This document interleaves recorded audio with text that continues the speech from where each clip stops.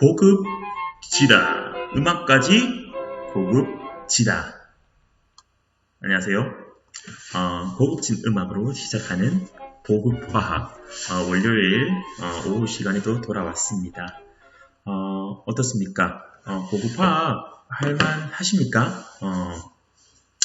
선생님도 그전 내용들은 참 학교 다닐 때도 좋아했던 내용인 것 같아. 재밌었어. 재밌었고 이제는 새로운 단원으로 들어왔습니다, 여러분. 지난 시간까지는 화학 결합을 설명하는 그런 이론에 대해서 배웠죠. 화학 결합을 통해서 분자가 되었습니다. 그래서 그 분자에서 자기성을 설명하기 위해서 혹은 그 분자의 구조를 설명하기 위해서 원자과 결합 이론과 그 다음에 분자 오비탈 이론에 대해서 배웠죠. VBT와 MOT. 그 다음에 또 넘어가서 착물에 대해서, 금속 착물에 대해서 그런 금속 착물의 특별한 색깔과 그 다음에 그 자기성을 설명하기 위해서 결정장 이론, 그리고 특히 결정장 이론에서 결정장 달라진 에너지를 통해서 우리가 착물을 이해를 해봤습니다. 그래서 그런 분자나 그 다음에 착물을 설명하기 위한 모델들, 모형이라고 하죠. 그런 것을 배웠습니다. 자, 오늘 할 단어는 여기도 보이겠지만 연력학이라는 단어이야. 화학에서 따지면은 물리화학 분야의 한 영역이죠. 물리화학, 물리랑 화학이랑 섞은 건데, 자, 물리라는 것은 어떻게 보면은 어떠한 물질, 현상, 물질의 현상이죠. 자연의 모든 것들을 물리학적으로, 즉 수학적으로 표현하는 학문이 물리학입니다. 수학적으로 표현한다는 것이 어떤 변수들 간의 관계를 관계식으로 표현하고 그 다음에 그래프로 나타내서 논리적으로 이해를 하고 심지어 더 나가서는 예측까지 해본다. 자연현상을 예측까지 한다라는 게 물리학이고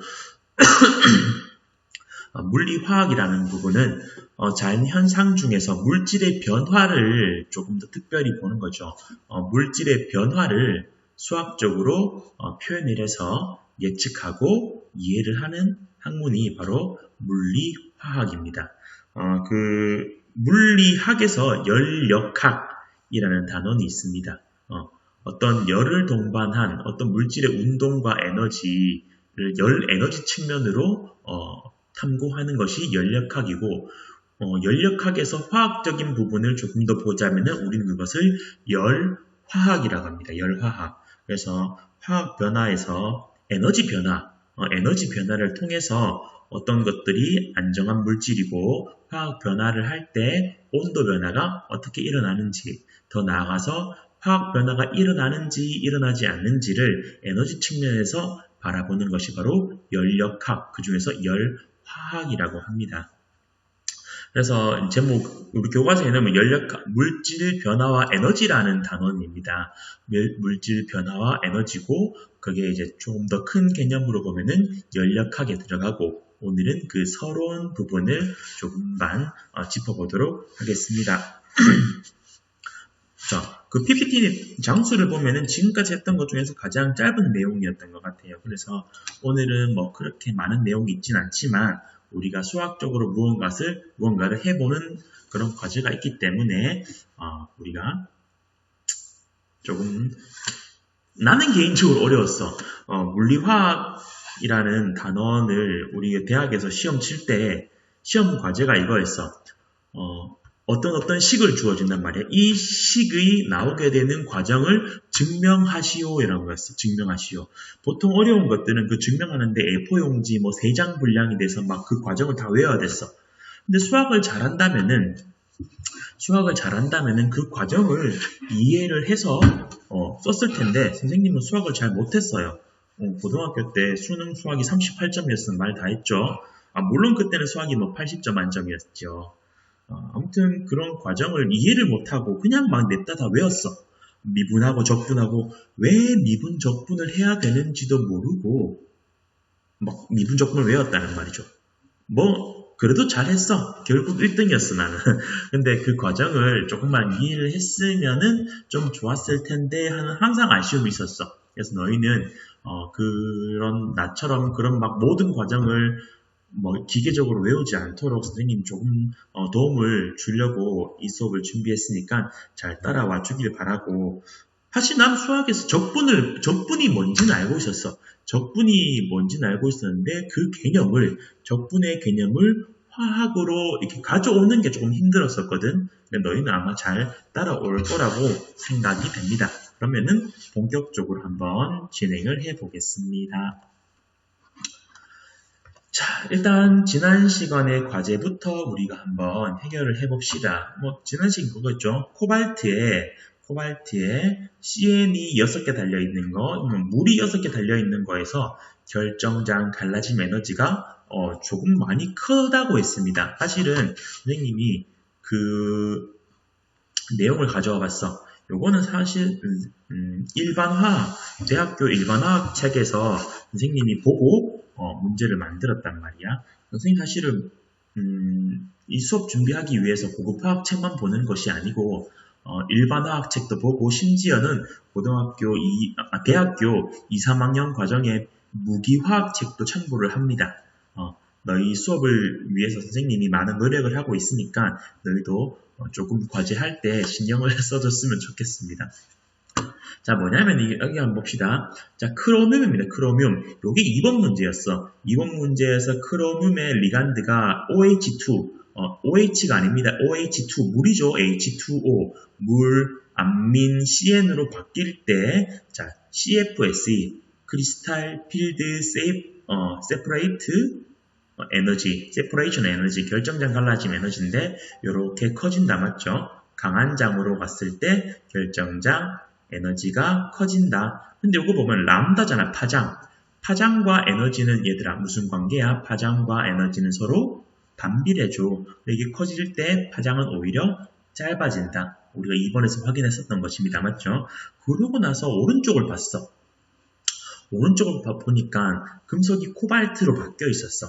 마찬가지로 여기가 이번에는 물이네. 물에서 CN, 강한 장으로 바뀌었을 때 리간드가 결정장 갈라짐 에너지가 커지는 것을 확인할 수가 있었는데, 여기서 물과 CN이었을 때 증가하는 정도. 그 다음에 파장으로도 봤어. 파장은 감소하겠죠? 감소하는 정도를 보고 오른쪽 이 경우를 보니까 그 차이가 확연히 크다는 것을 볼 수 있었어. 그래서 내 스스로가 이것은 왜 이럴까라는 것을 스스로 고민하고 너희한테 문제로 제공을 해봤습니다. 바로 답을 확인해 볼게. 자, 먼저 2번 문제였죠. 2번 문제에서는 이런 거였습니다. 자, 전체 전하가 플러스 3이 돼야 되는데 물은 알다시피 얘는 제로잖아, 맞죠? 그러면 이게 전체가 제로니까 크로뮴의 산화수는 플러스 3입니다. 여기는 전체가 마이너스 3인데 CN 자체가 산화수가 마이너스 1이잖아, 맞죠? 그런데 그 CN이 6개 있다는 말이죠. 그러면은 리간드에 의한 산화수는 마이너스 6입니다. 그런데 마이너스 3이 되기 위해서는 금속이 플러스 3의 산화수를 가지는 거야. 결국에는 결정장 갈라짐 에너지, 여기 써놨죠? 갈라짐 에너지의 변수가 구조와 산화수와 분광학적 계열, 즉 리간드였는데 여기에서는 구조는 똑같잖아. 전부 다 6개, 6배율이잖아, 맞죠? 그 다음에 산화수도 똑같아. 구조도 똑같고 산화수도 똑같으니까 여기는 뭐만 보면 되는 거야. 리간드, 즉 약한 장, 강한 장, 리간드에 의한 결과만 보면 됐었는데 여기는 생각할 게 좀 있습니다. 볼게요. 일단은 구조는 똑같아. 전부 다 6배율이야, 맞죠? 그 다음에 산화수를 봅시다. 자, 전체가 플러스 2야. 근데 얘가 제로다, 맞죠? 그러면 코발트의 산화수는 플러스 2가 되는 것이고, 그 다음에 여기서는 전체가 마이너스 3이 돼야 되는데 요 리간드에 의한 산화수 총합은 마이너스 6이다, 맞죠?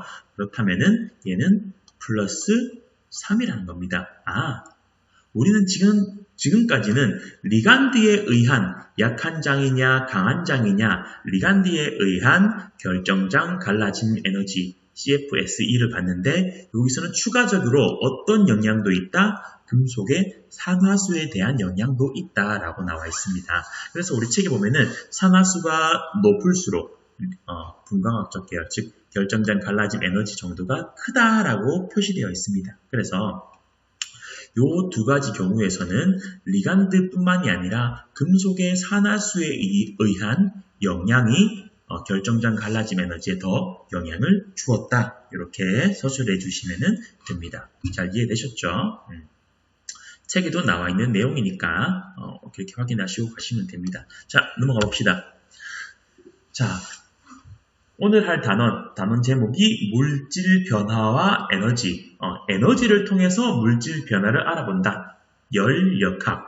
이렇게 에너지는 열 에너지가 되겠죠. 열역학 단원의 서론입니다. 우리 책에서는 소단원으로 반응 엔탈피라는 내용이 나와 있고, 두 번째 소단원으로 반응 자발성이라고 나와 있습니다. 사실은 이제 소단원 1단원 반응 엔탈피는 열역학 1법칙에 대한 내용을 기술을 하는 것이고요.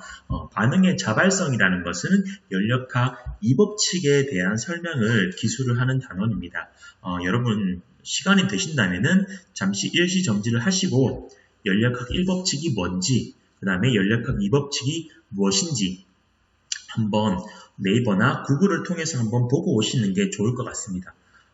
미안합니다. 시간이 된다면이라고 했는데 다 지금 전부 스페이스바 누르세요. 정지하시고 열역학 1법칙과 열역학 2법칙에 대해서 확인하시고 오길 바랍니다.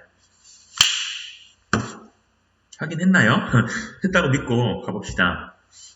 열역학 1법칙은 전 우주의 전체 에너지는 동일하다라는 겁니다. 일정의 에너지 보존 법칙이죠. 무슨 말이냐면은 화학에서 반응 물질이 생성 물질로 변했다. 그럴 때 에너지 차이가 난다면은 그 에너지 차이가 뭐다? 차이만큼 에너지를 출입하고 방출한다. 그겁니다. 그래서 우리가 화학 2 시간에서 배웠죠. 엔탈피를 해서 발열 반응인지 흡열 반응인지 그런 것들을 배우는 단원이고요. 반응의 자발성. 근데 그런 정보만으로는 이 반응이 자발적으로, 즉 외부의 에너지 변화가 없이, 외부의 어떤 조건 변화가 없이 자발적으로 이루어지느냐 안 이루어지느냐, 그것을 판단하기가 힘듭니다. 왜냐면요, 물리학적으로 중력에 의해서 물이 흐르는 방향이 위치 에너지가 높은 곳에서 위치 에너지가 낮은 곳으로 물이 흐른다라고 하면은 참 좋겠는데 화학에서는 딱히 그런 건 아니야. 사실은 조금 더 많은 것을 봐야 되겠지만 뭐냐면은 얼음과 물의 에너지를 한번 생각을 해볼 필요가 있어. 얼음, 그 다음에 물,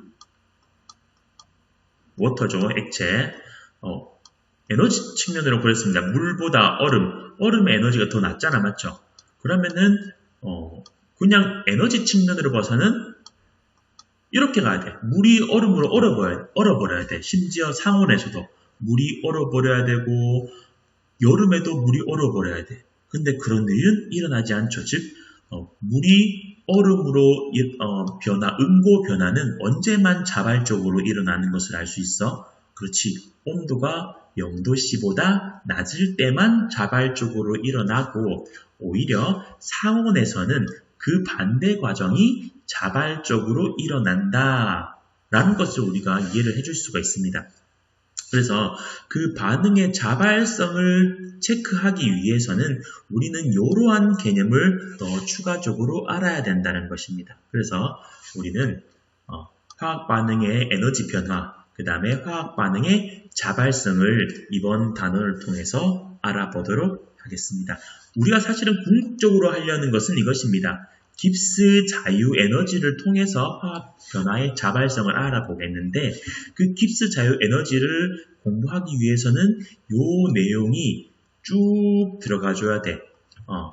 단계적으로 배워야 돼. 여기서 배우는 개념, 이 개념들을 다 종합을 해야지만 요 개념을 알 수가 있습니다. 그래서 요것만 배우면 참 좋겠지만 요거를 배우기 위해서 각각의 단원들을 위계적으로 공부를 해줘야 된다라는 겁니다. 자, 그래서 차근차근 한번 알아보도록 하겠습니다. 아무튼 우리의 단원 목표는 이거야. 단원 목표는 깁스 자유 에너지를 이해하고 화학의 자발성을 화학 변화가 일어나는지 아니면 역반응이 일어나는지 그것을 보는 게 단원의 목표고 그걸 하기 위해서 오늘의 목표는 연력학 처음 들어가는 거니까 연력학의 기본을 조금 더 알아보자 라는 것이 오늘 수업의 목표입니다. 이해됐을까? 오케이, 됐어. 자, 연력학 처음 들어가니까 연력학의 주요 용어들을 한번 알아보도록 하겠습니다. 계라는 것과 주의라는 게 있습니다. 계와 주의.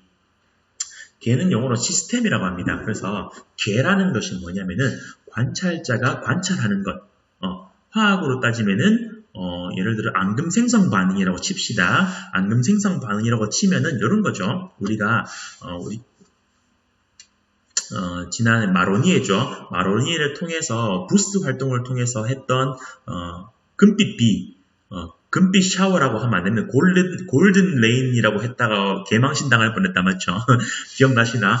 그걸 통해서 골든 샤워 쳤을 때 완전 난리 나는 거. 그래서 금빛 비로 막 엄청나게 급하게 바꿨던 그런 기억이 있는데, 자 여기서 말하는 개는 내가 관찰하고자 하는 게 앙금이잖아, 맞죠? 그래서 요 반응에서 관찰자가 관찰하고 주목하는 영역 은 바로 앙금입니다. 그래서 용액이 바로 계다. 용액이라고 하면은 요 내용이죠. 용액 안에 다 들어있죠. 요런 것들. 그래서 칼륨이온, 질산이온도 계가 되는 거고, 물도 계가 되는 거고, 그 다음에 여기 있는 앙금도 계가 되는 겁니다. 내가 관찰하고자 하는 것들이 계가 되는 거고, 그 다음에 주의는 뭐냐? 계를 제외하는 나머지 모든 영역이 바로 주의가 됩니다. 그랬을 때 이 비커도 내가 관찰하는 게 비커가 아니야. 비커가 모양이 어떻게 변하는가 그걸 관찰하고자 하는 게 아니잖아, 맞죠? 비커마저도 주의가 됩니다. 마찬가지로 비커 밖에 있던 공기, 대기나 실험실 책상 같은 것도 모두 주의가 되는 거죠. 그 다음에 이 계와 주의를 모두 합한 것을 우주라고 합니다. 우주. 전체라는 뜻으로 우주라고 합니다. 그럼 예를 들어서 만약에 이 반응이 발열 반응이라고 칩시다. 발열 반응.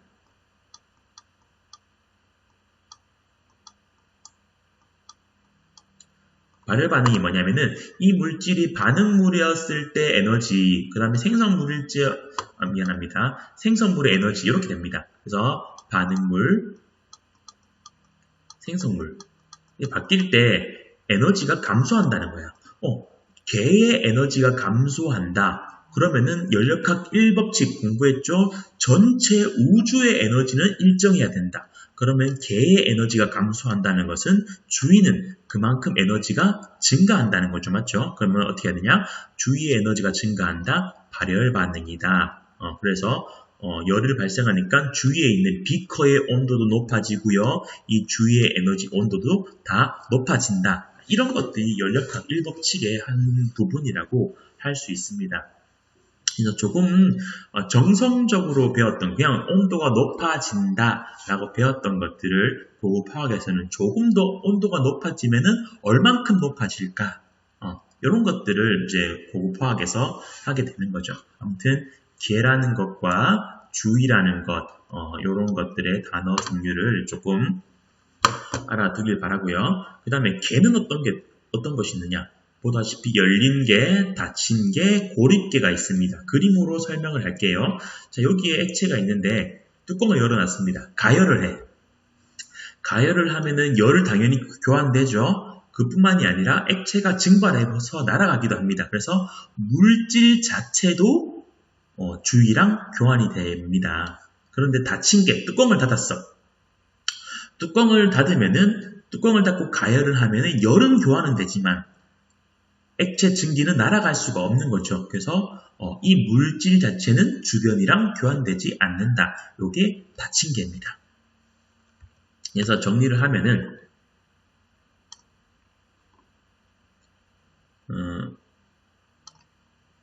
열린 개는 열려있어. 뚜껑이 열려있다는 거죠. 그래서 물질과 열이 모두 교환이 되고 닫힌 개는 뚜껑이 닫혀있어. 그래서 물질은 교환은 안 되지만 열은 교환이 된다.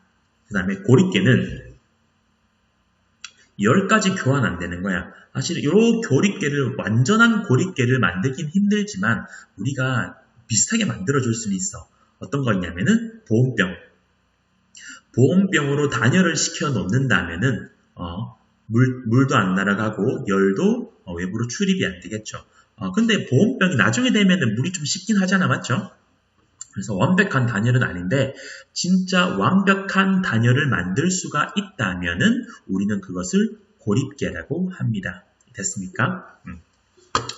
우리가 화학 시간에서 많이 하는 게 열린 개야. 비커에다가 물을 끓이죠, 맞죠? 비커에다가 물을 끓이는 건 열린 개고, 만약에 비커를 완벽히 막아놓고 뚜껑을 닫아놓고 끓인다. 우리는 그것을 닫힌 개라고 하겠죠. 근데 우리가 물리화학에서는 열린 개는 고열을 하지 않습니다. 열린 개는 고열을 하지 않습니다. 왜냐면은 평형이 일어나지 않는다는 거죠. 사실 우리가 화학 2에서 배웠던 증기압력, 증기압도 사실은 닫힌 개에서 하는 거야. 닫힌 개에서. 왜냐면은 증기압이라는 게 기체가 증발했을 때 그 기체가 나타내는 압력이야. 근데 뚜껑이 열려 있으면은 무조건 일기압 아니겠니? 맞죠? 대기니까. 그래서 그렇게 표현할 수 없고 이렇게 밀폐되어 있을 때 증기가 증발해서 여기 나타내는 압력을 증기압력이라고 합니다. 즉 열린 개에서는 평형이 일어나지 않습니다.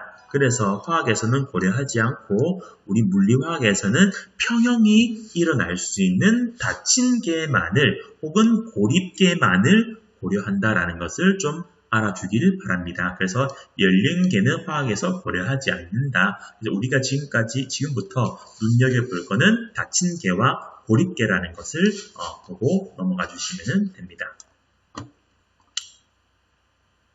자, 이번에는 상태 함수와 경로 함수에 대해서 한번 알아보도록 하겠습니다. 자, 상태 함수, 경로 함수 이렇게 나와 있는데, 상태 함수라는 것은 그 상태에 도달하는 데까지 경로와는 전혀 무관하다는 거야. 어떻게 왔던지 어떤 경로로 왔던지 이 경로와는 관계가 없다. 그래서 그런 상태 함수는 에너지가 있습니다. 카이네틱 에너지, 운동 에너지, 위치 에너지, 이제 화학에서 말하는 물질의 내부 에너지나 그런 엔탈피 이런 것들이 상태 함수가 되겠고요. 그 다음에 경로 함수는 이런 값들이 어떤 경로, 이동 경로나 뭐 물질의 출입, 열의 출입 경로나 그런 거에 따라서 달라진다. 1이나 2열이나 뭐 이동 거리 이런 것들이 경로 함수가 됩니다. 예를 들어서 이 그림 갖고 한번 생각을 해볼까요? 피카츄와 피존이 있습니다. 얘들이 이제 산 정상에 올라갈 거야. 근데 너희도 알다시피 피존은 새 포켓몬 아니겠니? 날아갈 거고 피카츄는 쥐 포켓몬, 전기 타입이죠. 또 포켓몬 매니아. 아무튼 가기 때문에 얘는 등산해서 올라가야겠네요. 그럼 얘들을 좀 나열해보면 얘는 이렇게 갈 거야. 이렇게. 그렇게 가죠, 맞죠? 자, 이렇게 갔을 때 피카츄랑 피존이 결국에 얘들이 갖고 있는 위치 에너지의 변화는 둘이 어때? 똑같습니다. 높이, 여기서 높이부터 여기 높이까지의 위치 에너지 차이가 얘들의 에너지 변화죠. 위치 에너지의 변화가 되는 거야. 그러니까 뭐냐? 피카츄나 피존은 이렇게 바로 오고 피카츄는 돌아왔는데 위치 에너지의 변화는 그 경로는 무시하고 처음과 나중 값의 차이로만 결정이 된다는 겁니다. 그래서 우리 그런 에너지는 다 그런 거야. 에너지들을 상태 함수라고 그러고 그랬을 때 이동거리는 다르죠? 피존보다는 피카츄의 이동거리가 더 많겠지 않습니까? 그래서 이동거리는 그 경로에 따라 달라지니까 이동거리는 우리 경로함수라고 합니다. 자, 그거를 수학적으로 표현할 때 카이네틱 에너지, 운동 에너지라고 봐도 됩니다. 운동 에너지의 변화는 어떻게 구해? 운동 에너지 변화는 나중 운동 에너지, 여기 나중 위치 에너지라고 봐도 되겠죠. 나중 위치 에너지에서 처음 위치 에너지를 빼서 구한다. 그래서 델타 E 이런 식으로 표현할 수가 있습니다. 이 델타라는 것은 단순히 수학적으로 뺀다는 겁니다. 알겠죠? 차이. 그 다음에 여기서 이동 경로의 차이, 피카츄의 이동 경로 차이는 나중 이동 위치 높이라고 봐도 되나요? 나중 높이 빼기 처음 높이로 이동 경로의 변화를 볼 수가 없습니다. 맞죠? 그래서 이렇게 W나 Q나 S는 델타 Q, 델타 W, 델타 S 이렇게 할 수가 없다는 겁니다. 더 집중적으로 봐야 될 것은 우리가 1을 볼까요? 1 이번 단원에서는 W라 했을 때 너희 혹시 물리 시간에 1의 변화라고 혹시 배워봤나? 에너지의 변화라는 것은 배웠어도 1의 변화라는 건 안 들어봤을 거야. 어떻게 나타냈냐면은 에너지의 변화가 1을 수반한다 라고 배웠습니다. 그래서 델타 E 에너지의 변화량이 W였지 에너지의 변화량이 1의 변화량과 같다. 이런 식으로 배우지 않았습니다. 다시 갑자기 흥분했는데 1의 양을 구하라고 하면은 델타 E 이렇게 배웠잖아. 맞죠? 우리를 델타 W는 델타 이런 식으로 배우지 않았다는 말이야. 그래서 내가 너희한테 하고 싶은 말은 뭐냐면은 요런 1이나 열이나 이동 거리 같은 경우에서는 델타라는 표현을 쓰지 않는다라는 겁니다. 지금 학교에 공사가 시작돼가지고 갑자기 뭉거는데 좀 양해 바랍니다. 이게 무슨 말이냐면은 여기는 운동 에너지라고 좀 더 위치 에너지라 했네. 그냥 여기다 위치 에너지라고 가지고 위치 에너지의 작은 변화를 인테그랄 적분시키면은 델타 위치 에너지가 나오는데 이걸 봐야 돼. 아주 작은 위치를 인테그랄 즉 적분시키면은 델타 S가 아니라 그냥 S다. 이런 것만 알아주면 된다. 알겠죠? 그래서 이동거리의 미소 변화를 적분시키면은 델타 S가 아니라 그냥 S다. 왜냐? 얘는 경로 함수야. 이 델타라는 것은 변화를 나타내는데 처음 빼기 나중이야. 무조건 델타는 처음 빼기 나중이야. 물리에서는. 근데 이 이동거리를 처음 빼기 나중으로 표현할 수가 없다라는 겁니다. 맞죠? 피카츄 처음 빼기 나중 혹은 나중 빼기 처음으로 이 피카츄의 이동거리를 표현할 수가 없다. 그래서 델타로 표시 안 하고 그냥 S로 표현한다라는 것만 알아주시면 됩니다. 상태함수와 경로함수였습니다. 자, 이번에는 우리가 이제 물리화학을 하면은 미적분을 많이 이용을 할 거야. 그래서 이제 과학에서는 미적분을 어떻게 이용을 하는지 너희한테 한번 소개를 해줄게. 우리가 중학교 때 또 많이 했던 거죠. 어떤 사람이 물체를 수직으로 들어 올릴 때 힘과 이동거리 사이의 관계를 나타낸 것이다. 4m 들어 올렸다. 그럼 한 밀은 얼마인가? 그래서 보니까 80N의 힘을 일정하게 줘서 4m 이동했다. 맞죠? 그랬을 때 우리는 그래프 아래의 면적이 한 일의 양으로 알고 있습니다. 그래서 이런 식을 통해서 충분히 구해줄 수가 있죠. 1을 구할 때는 Fs 힘과 힘의 방향으로 이동한 거리다. 그래서 단위는 뉴턴 미터인데 그게 줄이랑 똑같습니다. 그래서 320줄 이렇게 구할 수가 있습니다. 그런데 여기서 특징이 뭐냐면은 주어진 힘의 크기가 가한 힘의 크기가 일정했습니다. 맞죠? 일정했습니다. 근데 만약에 힘이 일정하지 않다면은 우리는 한 밀의 양을 어떻게 구해야 할까요? 이 내용입니다. 대표적으로 조금 더 일이 점점 변하는 것들은 용수철이죠. 용수철이 원래 길이가 있는데 용수철은 잡아당길 거야. 근데 용수철은 잡아당기면 당길수록 즉 변이가 크면 클수록 더 많은 힘이 작용을 합니다. 알고 있죠? 그래서 그때는 힘과 변위의 그래프를 이런 식으로 그려줘야 되고, 그때 변수인데 힘을 나타내는 함수가 이거죠. f는 kx, 용수철 상수에다가 변위를 곱한 값. 이게 바로 이렇게 kx입니다. 그때 우리는 w는 어떻게 구하느냐 했을 때 그래프 아래 면적도 되는데 이런 식으로도 구할 수가 있었습니다. w는 2분의 1 kx 제곱. 맞죠? 사실은 이거잖아. 2분 삼각형의 넓이니까 2분의 1 힘 곱하기 x 요거였다. 맞죠? 그런데 요 f 대신에 요거를 집어넣은 겁니다. 우리는 중학교 때 이렇게 배웠습니다. 맞습니까? 근데 이게 왜 이렇게 나왔는지 한번 미적분을 통해서 알아보겠습니다. 사실 미적분의 기초죠. 다 알겠지만 해보겠습니다. 만약에 진짜 이렇게 이런 식으로 갈 수도 있지만 이런 식으로 갈 수도 있는 거잖아. 맞죠? 함수가. 그래서 미적분을 통해서 알아보면은 결국에 그래프 아래의 면적의 넓이는 적분으로 표현한다면은 요 작은 사각형의 넓이를 다 더한 겁니다. 인테그랄 시키는 거죠. 맞죠? 그래서 전체 아래 면적의 넓이는 이렇게 구합니다. 요에서 그래프 fx야. 요 높이가 함수값이니까 fx가 되겠고, 맞죠? 그 다음에 사각형의 아래 면적의 넓이는 변이 미소 변화잖아. 맞죠? x의 변화량이니까 dx. 그래서 fx 요게 바로 사각형의 높이가 되겠고 요 dx가 사각형의 가로 길이가 되겠습니다. 그래서 가로 길이 곱하기 세로 길이 하면 사각형 넓이 나온 거냐. 맞죠? 그 사각형의 넓이를 A부터 B 구간까지 다 더하겠다. 그러면 아래 면적이 나온 겁니다.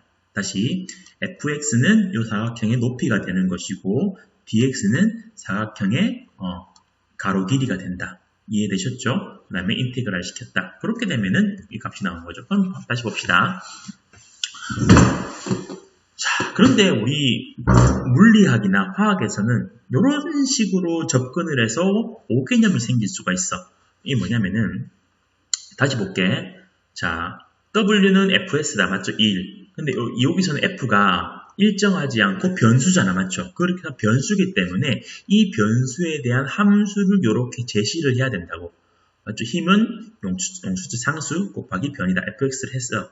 kx를. 그러면 여기서 많은 애들이 이렇게 생각할 수 있어. 그러면 w는 kx 제곱이다. 그러면은 요 작은 넓이, 미소 넓이를 구하기 위해서 dw를 하면은 이렇게 생각할 수도 있어요. 이렇게 해서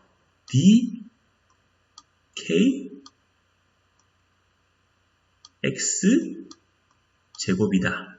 이렇게 생각할 수도 있어. 근데 이렇게 생각하면 안 된다는 것을 보여주기 위해서 내가 갖고 왔습니다. 아무튼 우린 여기까지는 이해가 되겠죠? 넓이는 세로 길이 곱하기 가로 길이다. 그랬을 때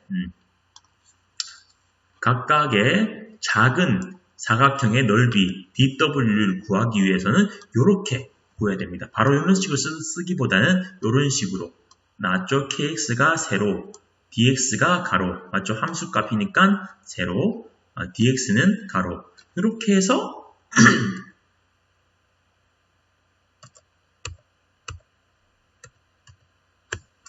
지울까요?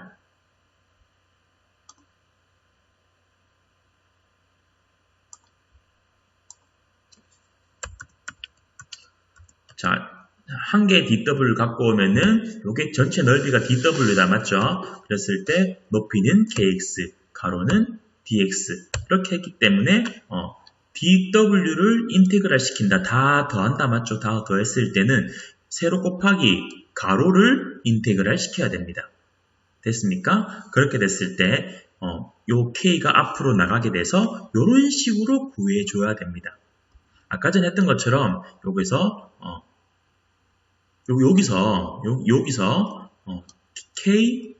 kx 제곱 요것을 인테그랄 시키면 안 된다는 겁니다. 알겠죠? 요거를 적분하면 내용이 달라지죠. 맞죠? 3분의 1 x 세제곱이 나오지 않습니까? 이렇게 되면 안 된다는 거야. 그래서 세로 곱하기 가로 해서 세로 곱하기 가로를 인테그랄 시킨다. 그러면은 dx는 그대로 남아있고 요 k만 요 x에 무한하니까 앞으로 빠지게 됩니다.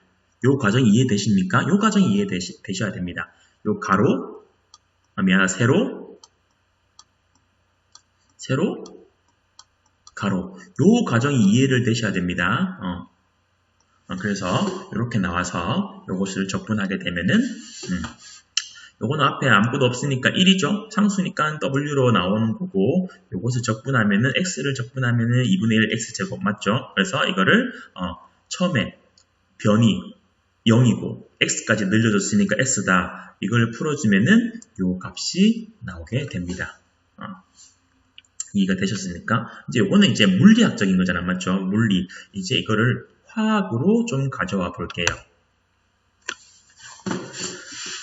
자, P분의 nRT 이상기체 상태 방정식입니다. 그것을 재해석해보자. 뭐 재해석할 것까지는 아니고 자 봅시다. 이게 뭐냐면은 최초 부피가 V였는데 온도를 증가시키면은 피스톤이 위로 올라가겠죠. 피스톤이 위로 올라가서 길이 D만큼 변화시켰다라고 가정을 해봅시다. 다시 온도를 증가시켜서 기체가 팽창했을 때 실린더를 들어 올렸는데 실린더의 변화, 즉 여기 높이 변화가 D였다. 그때 피스톤을 올리기 위해서 기체가 일을 한 거잖아. 맞죠? 기체가 팽창을 해서 일을 했습니다. 그러면은 어떤 일을 했을까? 이거죠. 외부 압력의 반대 방향으로. 여기가 바로 외부 압력이다. 맞죠? 반대 방향으로. 이게 바로 기체가 한 일이죠. 반대 방향으로 실린더를 들어 올렸다. 그랬을 때 일은 힘 곱하기 이동 거리다. 이렇게 나온다. 맞죠? 여기서 이동 거리는 D가 되겠죠. 그런데 여기서 힘은 일정할까요? 일정하지 않을까요? 외부 압력은 항상 얼마로? 1기압으로 일정하겠죠. 한번 봅시다. 자, 근데 외부 압력은 P고 우린 여기서는 힘이니까 F잖아. 맞죠? 그래서 관계식이 있겠죠. 그래서 이 압력은 어떻게 구하느냐? 가해진 힘을 면적으로 나누는 게 바로 압력이다. 맞죠? 요거 잘 알고 있겠고 그렇다면은 힘은 이런 식으로 표현할 수 있게 되는데 이때 외부 압력은 항상 일정하고 이 면적도 지금 일정하잖아. 똑같은 실린더니까. 맞죠? 그래서 이 값이 전부 다 상수고 결국에는 F도 상수다. 그렇기 때문에 바로 이런 식으로 구해줄 수가 있습니다.